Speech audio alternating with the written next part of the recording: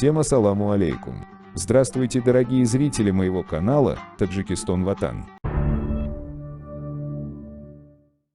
В Таджикистане 16 семей отказались переселяться из опасных зон. Им не понравились новые места, выделенные для их проживания. В Таджикистане на сегодняшний день зарегистрировано 1471 особо опасная зона для проживания, сообщил сегодня журналистам глава Комитета по чрезвычайным ситуациям Республики Рустам Назарзода. Он уточнил, что 308 опасных участков расположены на территории Горно-Бадахшанской автономной области, в Сагдийской области таких участков 293, в Хатлонской области 401, в Ражской долине 223, в Гисарской долине 236 и в Душанбе 10.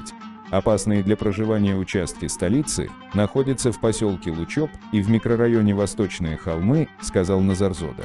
По словам главы КЧС, 515 зон из общего количества являются особо опасными, где высок риск возникновения чрезвычайных ситуаций.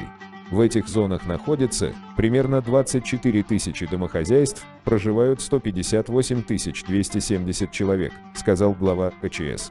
В период 2021-2023 годов из этих опасных зон планируется переселить 664 домохозяйства. Генерал Назарзода подчеркнул, что в прошлом году в Таджикистане 16 семей отказались переселиться из опасных зон. Им не понравились выделенные правительством республики новые места для проживания, сказал он.